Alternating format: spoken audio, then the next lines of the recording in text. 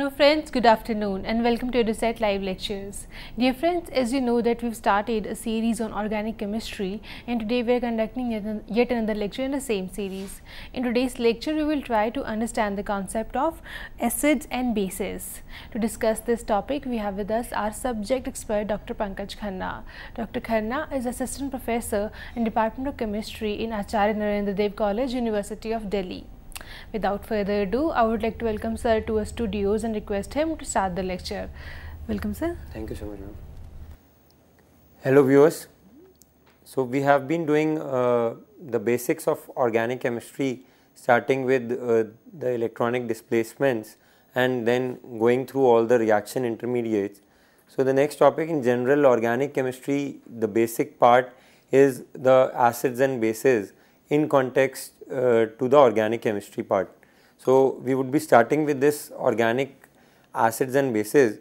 Before we go to the organic part or we come to know about what are organic acids and bases, we must understand about what are the basic concepts of acids and bases. So, you can see on the slide that as a preview we have a few things like acid and base concepts, and then we would be talking about carboxylic acids and phenols in the acid category, and organic base we would be talking about the amines, which are the organic compounds having NH2 groups or substituted amino groups present in them as basic molecules. So, starting with the concept of acids and bases, we know that there are more than one type of theory which is present in chemistry about the presence of or the explanation of acids and bases. So, different compounds are said to be acids or bases by virtue of various properties present in them. So, one of the most important theories among these is the Bronsted and Lowry theory. So, this theory explains the acids and bases on the basis of the fact that the compound is a proton donor, then it is termed as an acid, and if it is a proton acceptor, then it is termed as a base. So, the example primarily is that if we have HCl, then H plus, we get H plus as H plus and Cl minus, and H plus, the presence of H plus gives us the fact that it is an acid by virtue of Bronsted-Lowry theory. And in case of ammonia NH3, a proton is accepted by the lone pair of nitrogen and we get the molecule we get is NH4 plus. So, as ammonia is accepting a proton, it is called as a base in this kind of theory. The another theories which are prevalent and have been discussed are Arrhenius theory and Lewis theory. So, one by one, Arrhenius theory is one in which we say that the acid gives H plus, but the base is not termed here as a proton acceptor, but it is termed as OH minus is formed in the solution. So, if OH minus is available in the solution, then it is called as a base. So, as an example, we have NaOH in this case. Finally, if there is no chance of accepting a proton or giving out an hydroxyl ion in the solution, then we say that those acids which accept electrons are called as acids, and those which donate or give away electrons are called as bases. So, I have put here the electron donor is called as a base, which is NH3 because it has a lone pair of electron. So, it can form a coordinate bond with any of the electron deficient molecules like BF3 or AlCl3 kind of things, and the one which is accepting those electrons is called as an acid or a Lewis acid because it is accepting electrons. And you can see AlCl3 I have put as an example here, and AlCl3 is not having a complete octet. The system is not complete in its octet, and there are 6 electrons in the octet of aluminum and 2 electrons possibility is there, and by virtue of this it is called as a Lewis acid. So, these are the 3 main important theories of acids and bases. However, these theories are prevalent to explain the acids and bases character of various molecules or various elements which are present in the periodic table, but we would be focusing today on the acids and bases formed in organic chemistry part. So for that purpose we require the only first of the theories, which is called as the Bronsted-Lowry concept, and we would be explaining things on that basis by virtue of a proton donor or a proton acceptor we would be talking about. So if we discuss further what is an acid and a base, we can define with the previous slide. We can say that an acid is a positively charged species or a partially positive charged species, or we may say that an electron deficient species which is losing a proton. So in terms of Bronsted-Lowry, H plus is giving out H plus, and because of the presence of an electronegative atom like chlorine, the formation of H plus is easier, or ionization is easier, and we say that the positively charged part is the H plus ion which is we are getting, and this may be explained on Lewis acid in terms of, as I have already said, that AlCl3 is an example because of incomplete octet. Similarly, bases are those molecules or species which have a negative charge or a lone pair present on them. So as in the case of OH minus ion, we have negatively charged species, and lone pair is with ammonia NH3, we have lone pair on nitrogen. So this is the basic definition of acids and bases in overall concept. Now turning to organic chemistry, before turning to organic chemistry, let us understand a few more concepts of which you study in physical chemistry, ionic equilibria concept, the Ka value, the pKa value concept. So the definition of acid, say on the basis of Bronsted-Lowry concept, is Ha when is dissolved in water, it gives A minus and H3O plus. Sometimes we don't write H3O plus, we write H plus ion as such, because the concentration of water is so high that we may say that A minus and H plus are ionizing, as in case of HCl it is H plus and Cl minus. So what is happening, there is an equilibrium constant which is formed by this equilibrium reaction. This reaction is in equilibrium, and the constant is said to be it is directly proportional to the concentration of products, the product of concentration of products divided by the product of concentration of the reactants. So this is the equilibrium constant. Now moving further, because the concentration of water is very much high and we may treat it as a constant, this water multiplies to the K equilibrium to give you a constant which is called as Ka. This constant defines the acidity of an acid. So this Ka would define the acidity of an acid, and we because it is very much difficult to remember these Ka values are in case of organic chemistry, they are in the range of 10 raised to minus 10, 10 raised to minus 8. So defining those values as 5 into 10 raised to minus 10 and comparing those values would be difficult. So for that purpose, minus log of Ka is taken, which is called as pKa value. So these terms you must understand if you want to understand the concept of acids and bases.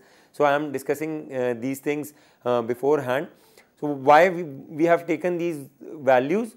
Because H3O plus or H plus ion concentration is the one which defines the acidic character. So why we are discussing acids and bases anywhere in organic chemistry or in various inorganic concepts also, we define relatively whether an acid is a stronger acid than the other counterpart, say HNO3, H2SO4, these are all mineral acids, HCl. So how are their acidity defined? So for that purpose, we must understand that it is dependent on the concentration of H plus ion which is given by the dissolution of acid in water. So this concentration of ion means that greater the H plus ion concentration available at the equilibrium, stronger is the acid. So for that purpose, we say that, as you can see, that Ka is directly proportional to H3O plus or H plus ion.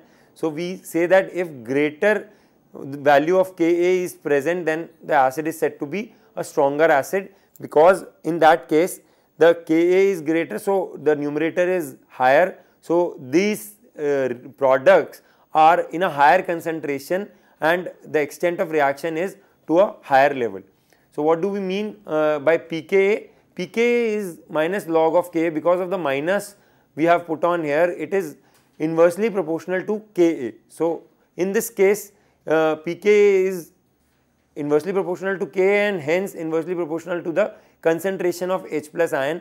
So, if the pK is higher value, then it means that the acid is a weaker acid. Why? Because pK is inversely proportional to Ka, which is the extent of reaction, the extent happening in the forward reaction. So, if pK is higher, then Ka value is smaller, and Ka value depicts the extent of reaction towards the forward direction, and less of H plus ions are formed, and hence the acid is termed as a weaker acid. So, pK higher means a weaker acid, Ka higher means a stronger acid. Now, for relative understanding of the strengths of acids, we must understand the concept of conjugate base. So, for an organic chemist to define whether a particular species is more acidic or less acidic than the other species in example, then we have to understand that the conjugate base is the species which is formed from an acid. So, because by virtue of the equilibrium, you can see on the slide that Ha when reacts with a base, so it's a basically it's a neutralization reaction which is happening. So, acid when reacts with a base, or even water in an earlier slide we were talking about, water was acting as a base. So, water was taking up a proton and acid was giving up the proton. So, Ha, you can see on the slide that Ha when reacts with B gives A minus and Hb. So, A minus which is formed from the acid Ha is termed as a conjugate base. So, the acid is reacting with the base, and the species which is formed by losing a proton is called as a conjugate base, and the species which is formed by accepting a proton from the base accepts a proton is called as a conjugate acid. So, for defining the strength of a given acid, we say that if an acid is stronger acid, then the conjugate base which is formed is a weaker conjugate base. So, you must understand here that if we talk about the reverse reaction, the acid is forming a species A minus, but if you write this reaction in an opposite manner, A minus plus Hb, and you get Ha plus B, then in that case this A minus is accepting a proton and hence it is acting as a base, and Hb is losing a proton and is acting as an acid. So, the base which is formed from the acid is called as a conjugate base. So, what is happening here? Further we would understand stronger acid means weaker conjugate base. I have written here. So, what does it mean? That stronger acid will have a stable conjugate base. So, this conjugate base is stable and weaker in basicity. So, I am running into concepts quite quickly, but you should understand that this base which is formed A minus has a tendency of getting this H plus back and reversing in the reaction. But what is happening if this A minus is not a very good base, or it is reluctant to go back to Ha by taking up a proton, then it would be called as a weak acid. This would happen in the case when the conjugate base or A minus is more stable. So, it would not revert back into the acid if it is more stable. So, more stable concept we would come in a few minutes, we would talk about that what is more stable kind of thing, but you should understand that an acid is a stronger acid if the conjugate base is a stable conjugate base. More stable the conjugate base, stronger is the acidity of the given acid, and more stable the conjugate base, the weaker is its basicity. So, the next line I have written that it would not revert to the acid in the previous line I have written, and then less backward reaction. It would not revert back to the acid because it is more stable, and because it is not reverting back to the acid, so it is remaining as A minus and Hb. So, less backward reaction means more forward reaction, and hence Ha is more acidic or stronger acidity. So, these are the concepts which we must understand. Finally, I have used the term more stable here. So, more stable means that A minus, because it is a charged species, so now A minus would be stable by virtue of the fact how well it can accommodate the negative charge. The better it accommodates a negative charge, better it is stable, and more is the acidity of the given acid. So, we would learn by examples of organic acids in the few coming slides by relatively talking about the acidity of the different bases and their relative stability on the basis of their stability of their relative conjugate bases. So, what is the stability dependent on the conjugate bases are stable by virtue of charge present on them, the atoms on which this negative charge is present, inductive effect or resonance effect, or the orbital which is having the atom which is hybridized in the form of the negative charge carrying atom is hybridized in which orbital. So, we would be taking one by one of these cases, and the first one is the charge concept. You would understand here that this concept is not very much present in case of organic chemistry, because we usually have the negatively charged ions formed from an acid in case of organic chemistry, but we should understand that a neutral conjugate base is more stable than the charged conjugate base. So, if we have H3O plus, or if I can take an example of alcohol and I have protonated that alcohol into ROH2 plus. So, that ROH2 plus is kind of when it would release that proton, then it would form a neutral alcohol. So, in that case the conjugate base will be having no charge. Next, what is the case? Next case is water. If water is losing a proton, then there would be OH minus. So, there is one negative charge. OH minus, if I take another proton from OH minus, then O2 minus, the conjugate base is formed and negative 2 charges are present. So, why I am telling you this? This is on the basis of negative charge present, the most stable conjugate base would be the one which is neutral. So, if I have an alcohol which is protonated, it would quickly lose the proton to give you a neutral alcohol. If alcohol is present ROH, then it would give RO minus, it would be having one charge, and if OH minus kind of thing is present, then the charge is still increasing, so less acidic. So, as the charge is increasing, the acidity decreases. So, this concept is not very much given in the case of organic chemistry reactions, because of the fact that we do not have any charge kind of variation in organic chemistry, like -1 charge, 0 charge, or the -2 charge, but this may be useful in the cases when you do amino acids. So, if you are doing amino acid, then there is a possibility of a 0 charge in a Zwitter ion concept and then taking up one proton, then taking up another proton. So, maybe losing a proton and taking a proton, they go side by side on the basis of the pH of the solution. So, this concept you can utilize in the case of amino acids. We have done another lecture on amino acids, you can have a look at that. So, this is all about the charge dependency on the stability of conjugate base. The presence of atom is another point where we can describe whether a particular acid is more stable or less stable. This can be explained on the basis that if the negative charge is present on a highly electronegative atom or higher electronegative atom, then the stability of conjugate base would be higher. So, I am comparing this methylamine and methanol. So, if I take methylamine, I take it loses a proton to give you a methyl NH minus ion. So, in this case the nitrogen is having a minus charge on it.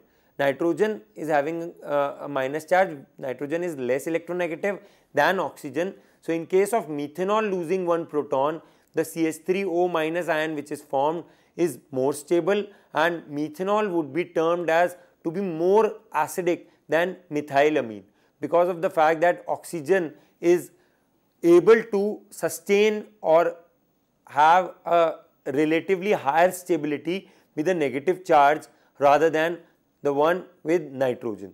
So, in comparison to methylamine, methanol is more acidic.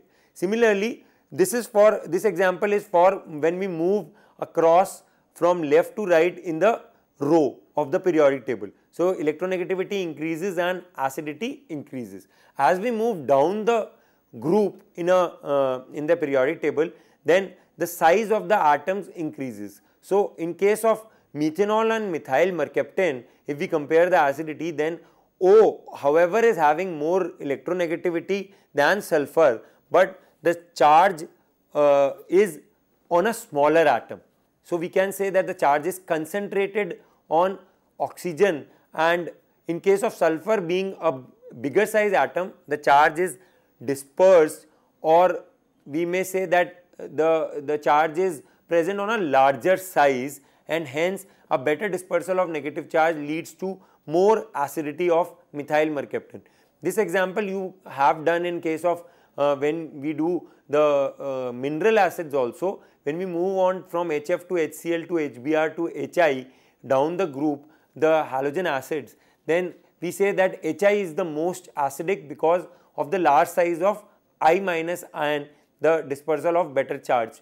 And the other reason for that may be also given sometimes, that the overlap of small hydrogen and bigger iodine is also poor, and hence gives out the easy breaking of that HI bond. Same case may be here, that the SH bond is broken easily because of the difference in size, because the sulfur is quite bigger than oxygen. So, hydrogen sulfur overlap is a poor overlap than the hydrogen oxygen one. So, this is on the basis of atoms that we are discussing the stability of conjugate base, and hence the more the one which is more stable, the conjugate base CH3 minus is more stable. So, CH3SH molecule is more acidic.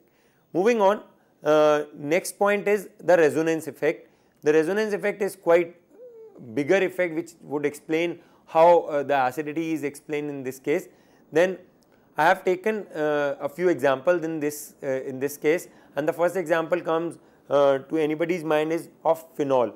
So, organic acids, we must know that they are very weak acids than the mineral acids or inorganic acids, because of the we may say that the covalent nature or the electronegative atoms present only can get you lose a proton. So, carbon cannot lose a proton directly to give you a C minus, except in a few cases we would be coming to those. And the phenol is having a pKa value of 10. So, it may be said to be it may be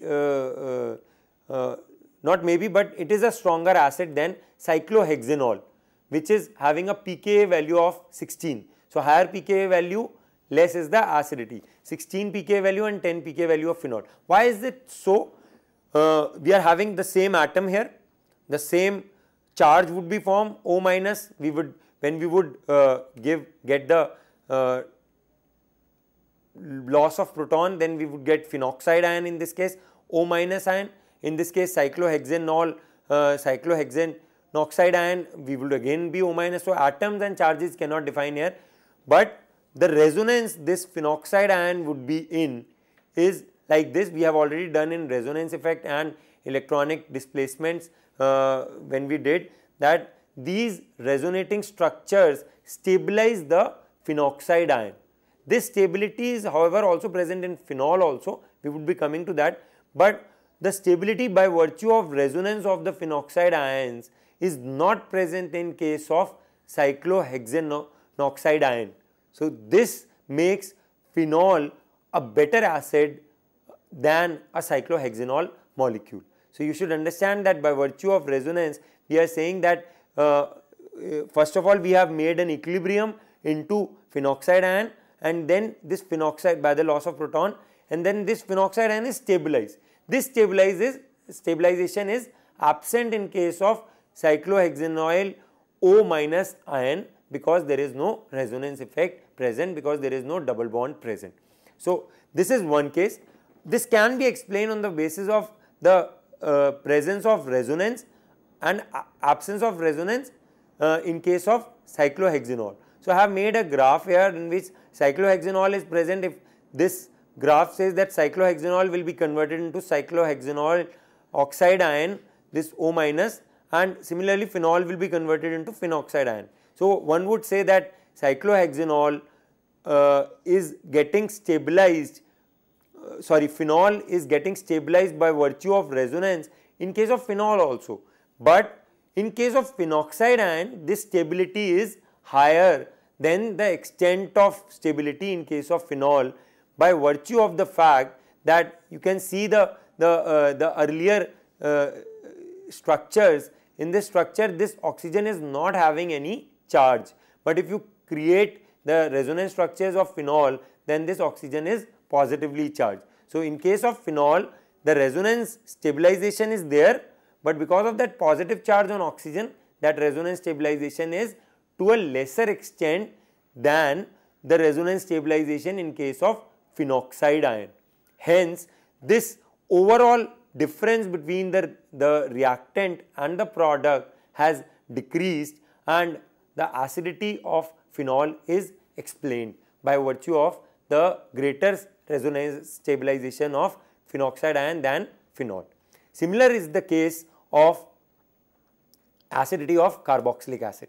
So, carboxylic acid again it would be the carboxylate ion is again having resonance, but the carboxylate ion which is formed, this is carboxylic acid losing a proton, it forms carboxylate ion, and this carboxylate ion is if you can see the slide quickly, then the carboxylate ion is stabilized to a greater extent than the carboxylic acid. So, this greater stabilization of the carboxylate ion in case of carboxylic acids than the carboxylic acid gives you the acidity of carboxylic acid. There is another reason in case of carboxylic acid that the structure which is formed in case of carboxylate ion is an identical one, hence the stabilization is more of the because of the fact that the identical molecule is getting formed. Thank you very much for your patience.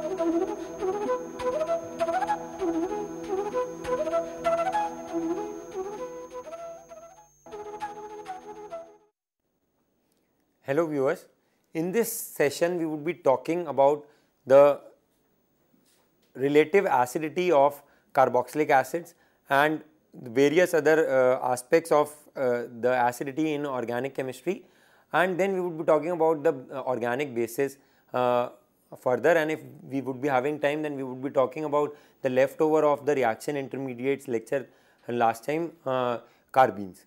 So, starting with the stability of conjugate bases. On the basis of stability of conjugate bases, we have discussed about the atom and charge, and now we would be talking about the resonance effect. So, in case of carboxylic acids, you can see the examples I have placed here on the slide, that carboxylic acids are having a pKa of the range of 5 and the phenols are having the pKa of the range of 10. So, why are phenols less acidic? Although the negative charge is on oxygen in both the cases, and the phenoxide ion is having O minus, and in here carboxylate ion is also forming a O minus ion. This is because of the fact that the stronger acidity of carboxylic acid is due to two reasons. One is that O minus which is formed is resonance stabilized, and the other ion which is formed again is having negative charge on the other oxygen. So, in that case the negative charge is dispersed on both the oxygens only. So, as we have already discussed in earlier that atom plays a role in the stability of the conjugate base, and more electronegative atom stabilizes the negative charge to a greater extent and hence gives you a better acid.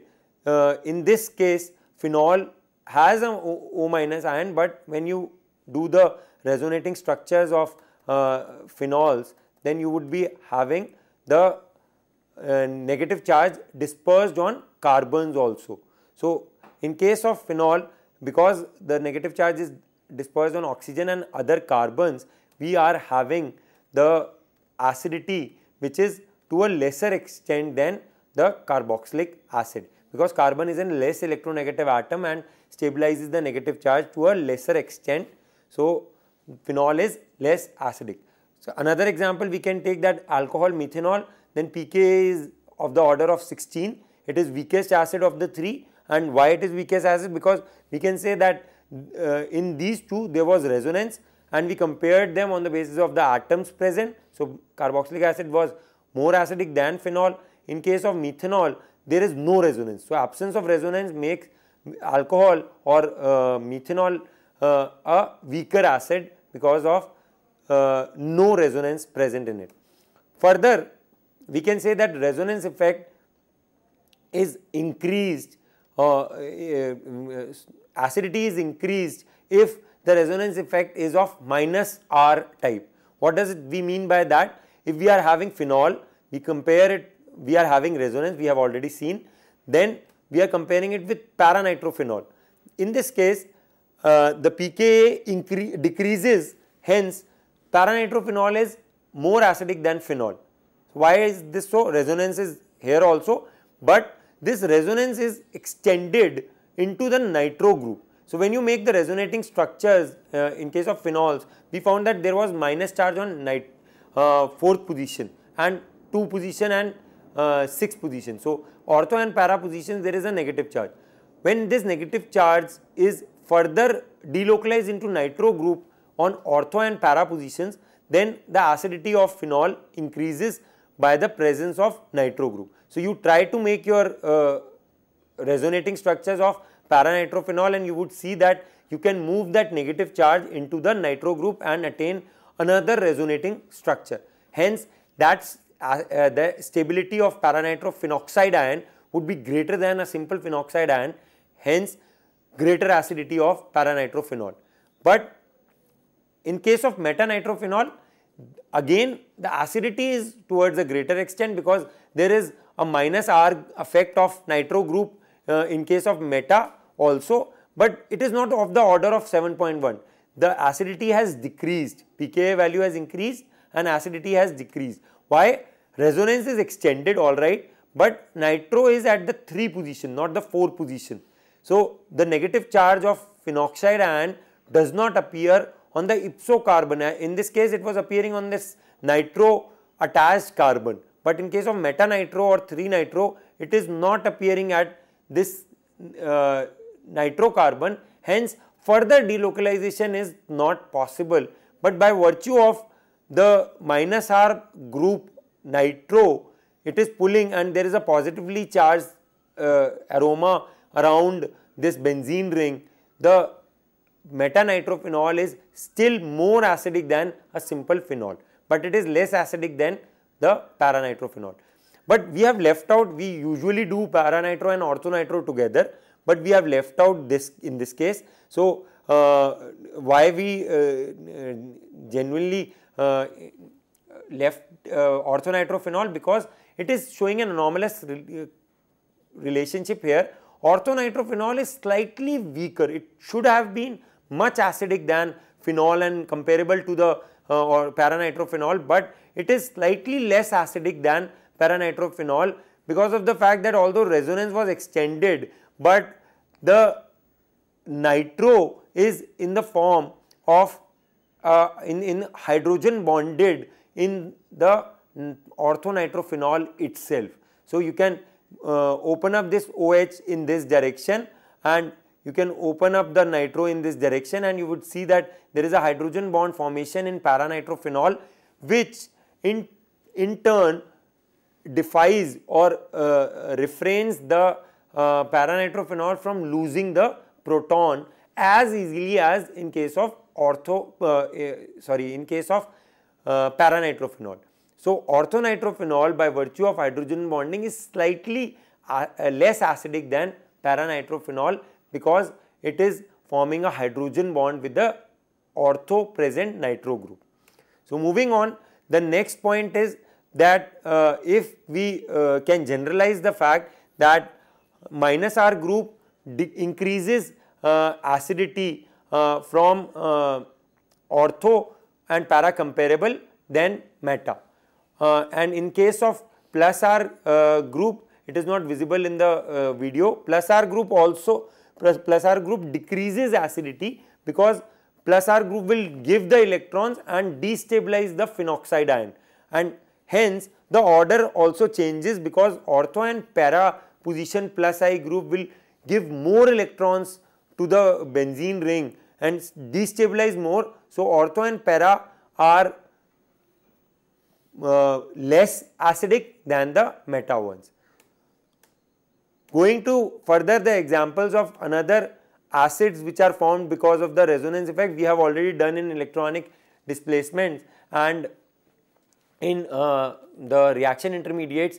This is an example of aldehyde giving you the very well known aldol condensation, and we say that the alpha hydrogen of an aldehyde is acidic because of the presence of this kind of resonance. We have already talked about this in the Carbenian topic, and we would not be discussing much, but it needs a mention here that the acidity of aldehydes is by virtue of resonance effect, and although they are very mildly acidic because the negative charge is also shared by carbon in this case.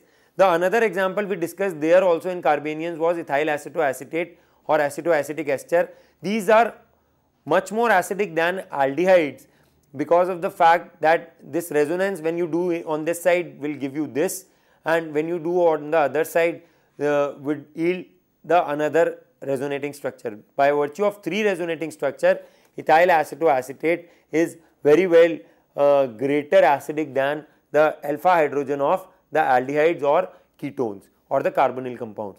This forms the reason of the Knoevenagel reaction which happens in case of active methylene compounds like the ethyl acetoacetate, and explains the acidity of active methylene compounds over carbonyl compounds. Next point is the inductive effect. Inductive effect, we have already talked about that we need an electronegative atom for the stabilization of conjugate base, and more electronegative atom increases acidity. So if I replace acetic acid 1 hydrogen by a nitro group, the acidity changes or increases drastically. Acetic acid is mere 4.76, very weak acid of the order of 5. I have already told carboxylic acids are present, so 4.76, but nitroacetic acid is 1.68, highly acidic because this nitro group is having a more electronegative nitrogen atom, which is a tetravalent nitrogen atom positively charged, and this when ionizes into carboxylate ion, that ion is much more stabilized by this nitro group by virtue of the minus I effect or electron withdrawing effect of nitro group, and hence the stabilization of the conjugate base is very high and we get the higher acidity of nitroacetic acid. Similarly, we have done when we were talking about inductive effect, we have done the acidity comparison of various halo acids. So formic acid is in between. When we introduce a plus I group kind of thing, methyl group, then the acidity decreases, acetic acid is less acidic, and when we increase when we put more electronegative atoms, say bromine, chlorine, fluorine, when the electronegativity is increasing, then the minus I effect is increasing and hence the acidity increases in this direction. So, we have already explained in case of the inductive effect these examples. So, increase in acidity by virtue of more electronegative atom. Stabilization by virtue of more electronegative atoms. So, in this case the we are having acetic acid, chloro, dichloro, trichloro. As the number of chlorine is increasing, the acidity is increasing. Similarly, when we are having chlorine near to the carboxylic group, so carboxylate ion would be stabilized to a greater extent by this chlorine. When this chlorine moves away, slightly away, then the stabilization decreases and hence acidity decreases. Further chlorine is moving further away, then further the acidity decreases with distance of the electronegative atom. Finally, we describe the phenols, that minus I group on phenols increases acidity in terms of ortho, meta, para in this terms, because ortho is closer to phenol, minus I group will increase acidity, and meta is further away and para is further away. So, the increased acidity is slightly lesser in case of meta and further than in case of para. So, this is all about the resonance and inductive effect. Next we move on to the hybridization. Hybridization, I would not be taking much of hybridization in this case, simply that sp, sp2 and sp3 hybridized atoms are, we can relate in terms of their electronegativities. We have already talked about them in case of when we were talking about reaction intermediates. This acetylene or ethine is more acidic than ethene and then methane or ethane, we can say, because of the fact that acetylene gives you acetylide ion, you can see on the slide, and this sp hybridized carbon is much more electronegative because of the presence of percentage of S character is 50% higher than the sp2, in which it is 33% and in sp3 it is 25%. So, by virtue of percentage S character, we can say that sp stabilizes the negative charge more, as in case of a higher electronegative atom like chlorine stabilizes more than the bromine or the iodine. So, in this case the acetylide ion is more stable and hence its acid form is highly acidic. Coming to the benzoic acids, quickly, ortho substitution on benzoic acids increases acidity and it is termed as ortho effect. One example I have taken, although there is no correlation, we put any minus R group, plus R group, minus I group, plus I group, the acidity of benzoic acids increases by virtue of ortho effect. This is an experimental fact, we know, but the example which confirms this fact is case of salicylic acid, because the O minus forms a hydrogen bond in this case and stabilizes the carboxylate ion to a very far extent and hence increases the acidity of salicylic acid more than a simple benzoic acid. So, I have generalized a few things beyond the ortho effect. The minus R group would increase acidity, para, because the electron is on para position, attracted more on para position, so it would be more acidic. Plus R group will decrease acidity, so para would be less acidic than meta. Minus I group based on distance increase acidity, but the meta is more acidic because meta is quite near to the benzoate ion, and so by virtue of distance acidity is increased. Plus I group, again there is meta is less acidic in that case. So, we quickly move on to the bases. Organic bases, we do not have much examples on that, but quickly we would do whatever we can in this case. The concept of K equilibrium, Kb and pKb remain the same, but the change is that we have changed Kb from Ka. So, OH minus ion concentration, higher the OH minus ion concentration, stronger is the base. Kb is directly proportional to OH minus. Stronger base is formed, as in case of Ka, Kb is higher, the base is called as the stronger base, pKb is higher, then the base is called as the weaker base. So quickly we would be doing the stability of, in case of amines, the amines are derivative of ammonia. So we are replacing one hydrogen by alkyl groups, and when we are replacing alkyl groups, so when we are putting more number of alkyl groups in gas phase, it is important to note that this plus I effect increases on nitrogen of the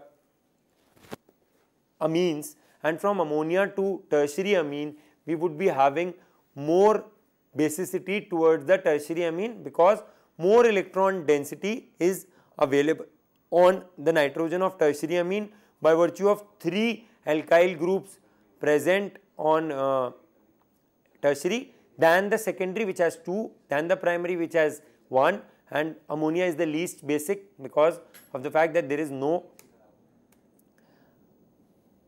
alkyl group present.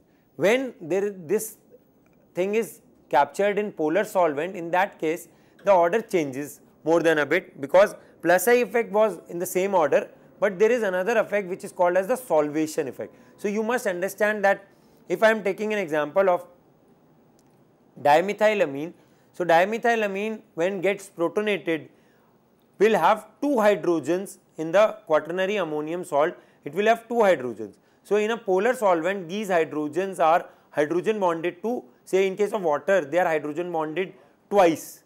In case of methylamine there will be 3 hydrogens, so they will be hydrogen bonding thrice. In case of trimethylamine there will be only 1 hydrogen bonding.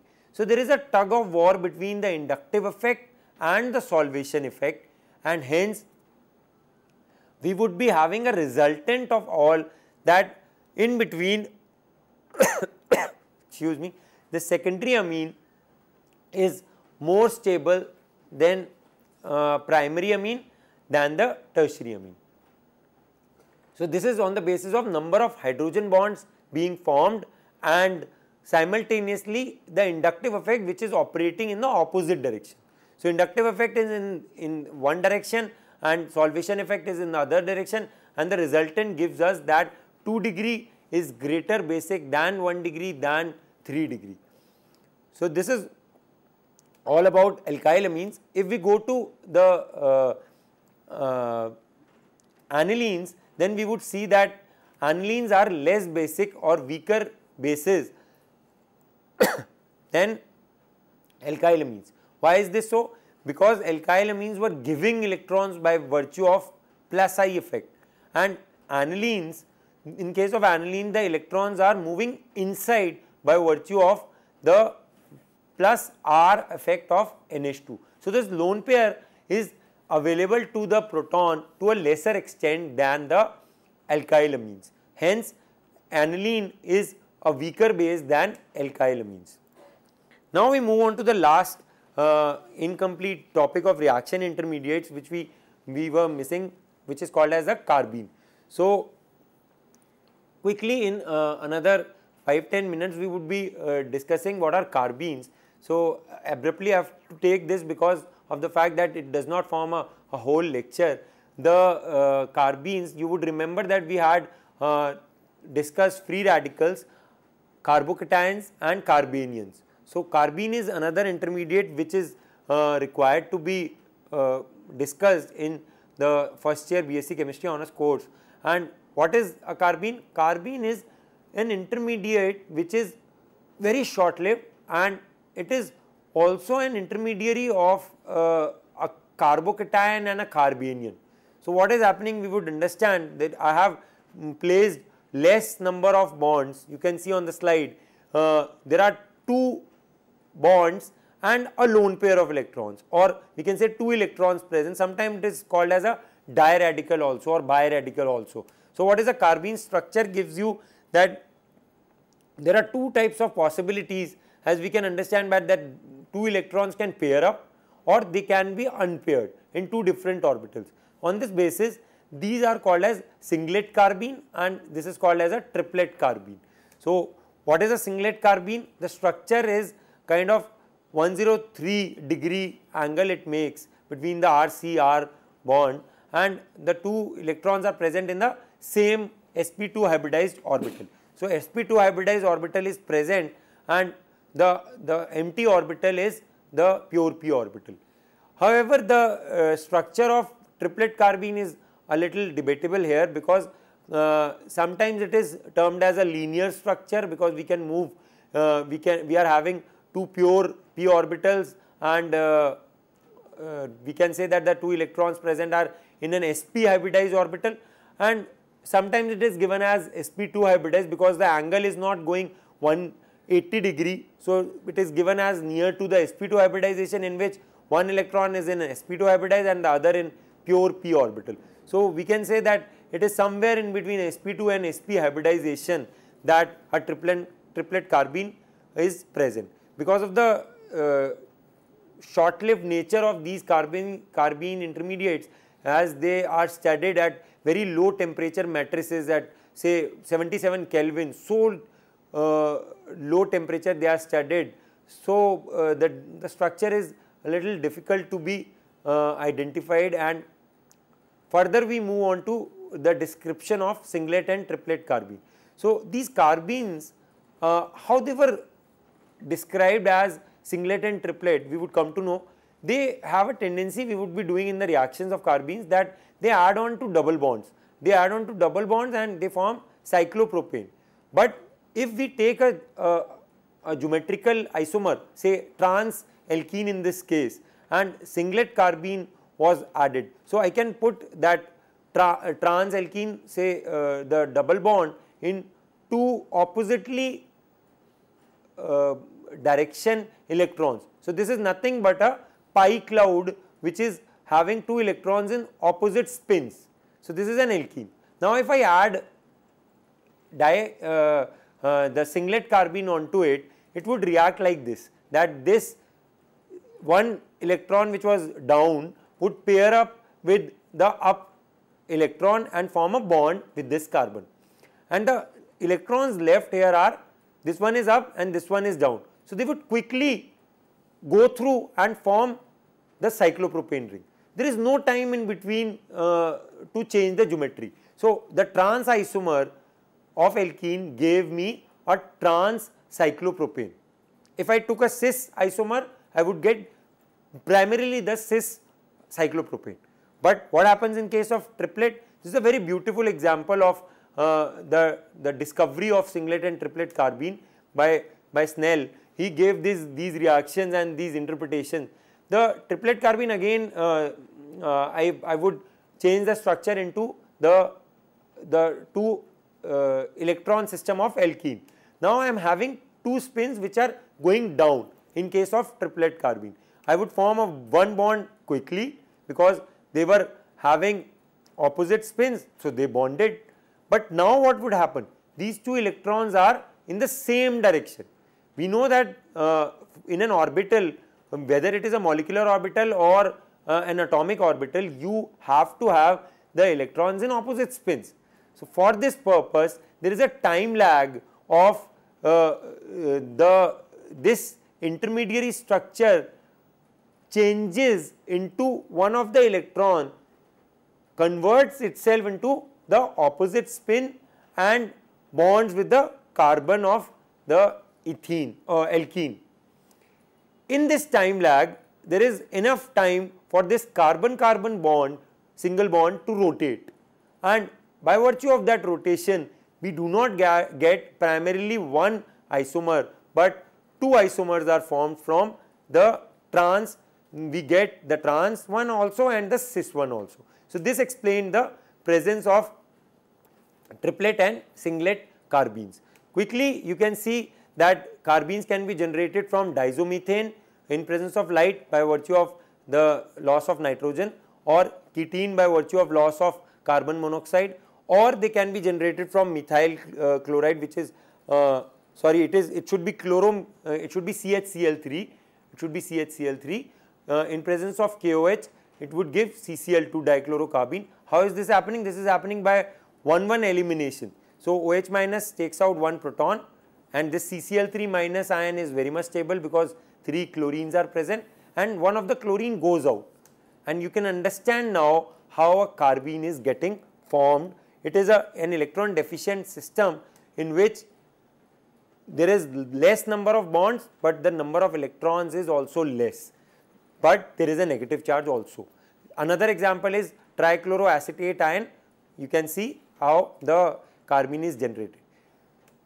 The reactions, addition reaction, I have already told you, this is Simon-Smith reaction which was done by in a proper manner with zinc copper couple and gives you the cyclopropane. By this methyl iodide, dimethyl diiodide is giving you the carbene. The other reaction is insertion reaction. This is very important reaction of carbene. The carbene gets inserted into a CH bond. So, it may give you a methyl by inserting into this CH bond. So, methyl gets formed here, or in the CH3, so it turns into a butane. Similarly, OH and NH bond also, the carbenes add on to them to give you methyl ethers, and in case of amines also it give you substituted methyl amines. So, this is all about the reactions. Last but not the least, the famous Riemer-Tiemer reaction, which is the